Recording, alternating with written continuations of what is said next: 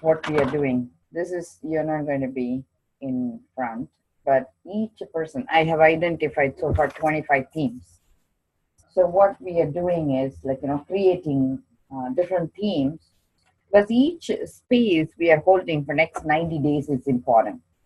And you are in a very sacred space now where you're trying very hard to be clean and to do your part, and you're coming up with a space where your girlfriend is cheating on you, and you're so worried about losing your daughter, and your girlfriend using manipulation to call the police, and using time that is sacred for you to sabotage your recovery, right? Like, kind of, is that a good fair recap? So essentially, like, betrayal time. You're going through a betrayal time, being stabbed on the back, right? Really? Because instead of working with you, she's like working against you. Instead of working as a common force, you are getting split in so many directions. This again is coming from the space God wants us to keep us together. I am using the word God. You can use whatever gives you the power time.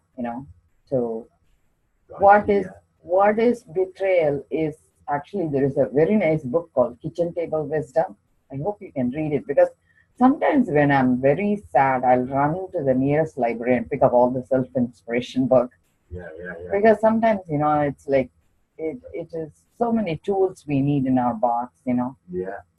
So one of the things, like, when I was down, when I was scared, my husband actually, like, we have gone through really bad situation. See, I wouldn't be in recovery had this not happened to me.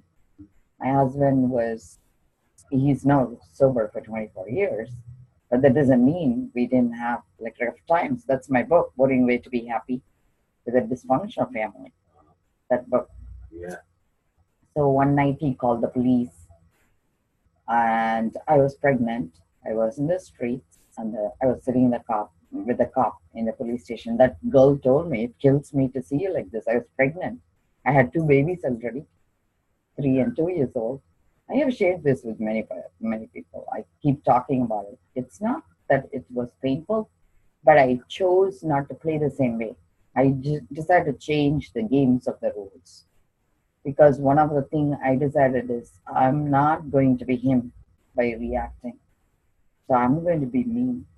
And the police was asking seriously. She said, like, if I were you, I would call another restraining order. I said, no. I said, it stops with me, it stops here. So one of the things I learned through that is I was doing intense meditation, and I am going to bring it up. And this is the symbol, the I Ching symbol that was given to me.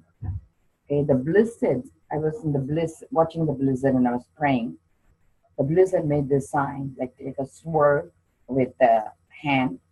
And when I looked it up, it's called resoluteness. It's I Ching symbol for resoluteness. This means balance justice, which could be severe, with fairness. So whatever the situation is, learn what is legally correct, balance this with morally fair. That became my life. Doesn't matter what it is. When the situation gets tough, learn the legally correct. And this is one thing from the legal perspective. Now let's come back to moral perspective. Kitchen table wisdom. That's why called Rachel Raymond. Her name is Rachel Raymond, and she wrote the book called Kitchen Table Wisdom. It's about her. She's Jewish.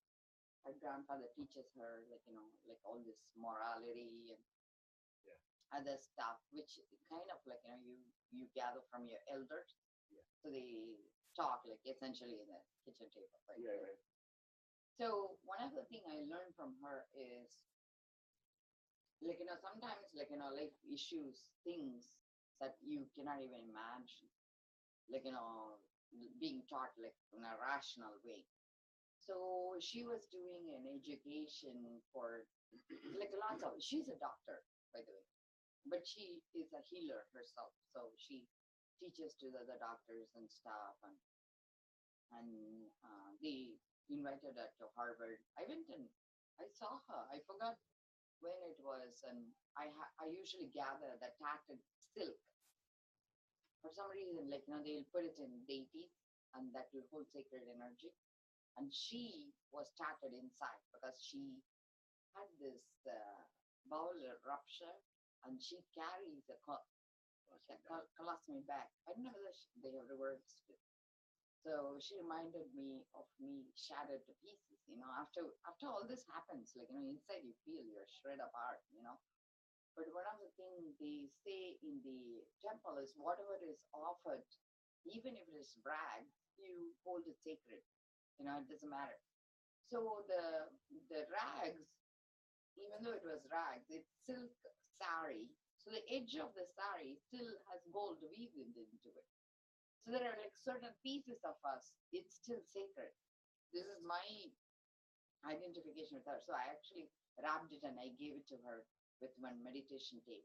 I said there are sometimes people throw us as rags out, but come to find out there is little piece of us still, in spite of the colostomy bag and stuff, we hold sacred. So that's what I could give it to her as present. So I gave her the meditation tape called a lot of prayer on one side and Kabbalistic meditation on the other side. Since she's Jewish, I thought that would be healing for her.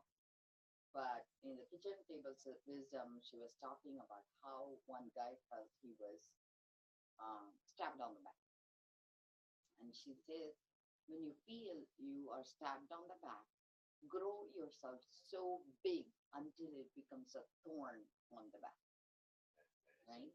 So what I'm saying is for you and me, like, because there is a reason you bring this to me, because I also need to pay attention to where I felt.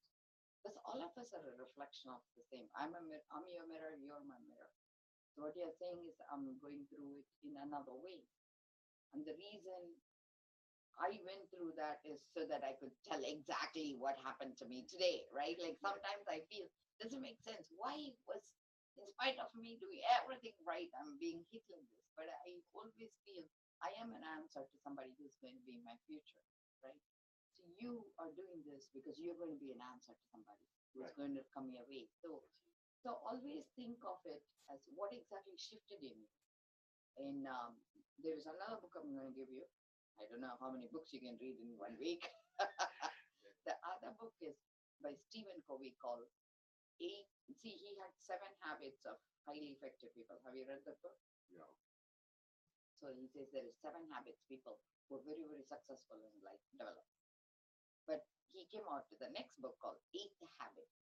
Eighth habit is living like a legacy and be a legend and leave legacy. So that's what became my Positive Anonymous 12-step program.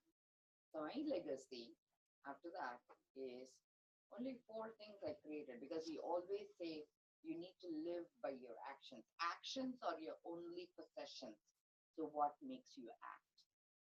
Okay, you need to understand where that action is coming from. The action is based on what value, what you hold true. So this is the way we have to grow. Values are what you esteem, what you give worth to. Values determine where you spend time, energy, money. Value influences your daily choices. What's most important to you? What's most important to you is your family, your daughter. So what I did was, my mission statements is resoluteness. My goal is to stabilize family, because I was exactly at your place. My value is 12-step, because when it happened the next day, I bawled my eyes out. I went to the Hindu temple. I said, hey guys, I said, I'm thrown out of my home. Can I come to you? They said, oh, because of insurance, they cannot let you in. I went to the church. They said, you need to do rosary for 9 months. And afterwards get baptized. We'll think about it. By the time my kids would be gone, right? So I went to the nearest Al-Anon. My kids were crawling on the floor. I bawled my eyes. And the girl put like her number down on the back. Her name is Jean. She says, honey, call me. I'll come and pick you up. And you know what? I feel I don't need religion. I don't need anybody who is bogus. I cut out all my husband's friends from my life that minute. It is that I am going to believe, if you're divorced, whoever stays with me is my gang. Many of my husband's friends told me, you're crazy. You need to go see a therapist. That's why your husband called the police on me. I said, thank you. I said, let me be crazy and happy. And from that minute, I decided to be crazy. And I said, my project is spiritual mirror. Because actually, that night I was praying, there were lots of higher beings that came. I'm a clairvoyant. The minute I call, God comes to me. God answers me. You know who doesn't answer me? Is human beings. God came and told me. That makes sense. Right. So God said, you know what? I'm going to walk by you. So there are higher beings that said, we'll be there for you. Would you take our hand? I said, I'm so afraid. So then they said, okay, we'll leave you alone. And then my son says, Mom, I'm scared. So I had to hold his hand, even though I wanted to put my blankie and sleep. So then I said to the higher beings, I said, I will be there because I know I need to be there for you today because that's what I did in 2001. Yeah. So I looked at and I said affirmation of faith because when I went to Brigham and I was a fellow in Brigham and Women's. The minute I told them about the police incident, my boss, his name is Frank Hewlett, he's the head of the department now, radiology. He says, no, you have to go through domestic violence. I'm not allowing you to continue your fellowship until you finish. So I learned a lot of worldly rules too, because being just spiritual is not enough in this world. So I wrote this thing called affirmation of faith. When I look down at your baby eyes filled with trust and want to hold my hands because you're scared, I'm scared too. I instantly reach out and take your hand. With faith, I lift up my hand to hand me divine help. As we ascend believing, we are healed. Okay, and that when I went to my work, I was so thrilled. This is my hospital work I was doing in addition. I was in my fellowship. Fellowship was very supportive. You know what they did? My hospital medical director, he took away my computer. He says he's so scared I'm wasting his time writing poems. So I lost my computer privilege. Wow. The world treats you differently. Remember that. So I understood people are always about their fear. And so I said, give me a behavior plan. I said, just like children being taken away. I said, give me a behavior plan so I can get back my computer. And you know what he said? If you talk, and I was pregnant then, he knew I needed the job. He says, if you talk one more word, I will fire you. So don't worry. I am there for you because I played this before. Wow. 100%. So walk the walk with me. Every week we'll make progress. There's going to be betrayal time. We're going to gain back trust. How we gain back trust from betrayal is grow the Buddha in you. Okay? So growing time. Let go of what needs to go. Grow what you need to go. Okay? Grow. Grow what needs to go. This is the way I'm going to title it in YouTube. We're going to do every week progress for 90 days. Because I don't want this to be the reason you fail. I'm going to stand by you. So anytime you feel tempted, remember this. Okay? And you promise to yourself and me, you're not going to use this as an excuse to use. I promise. Thank you.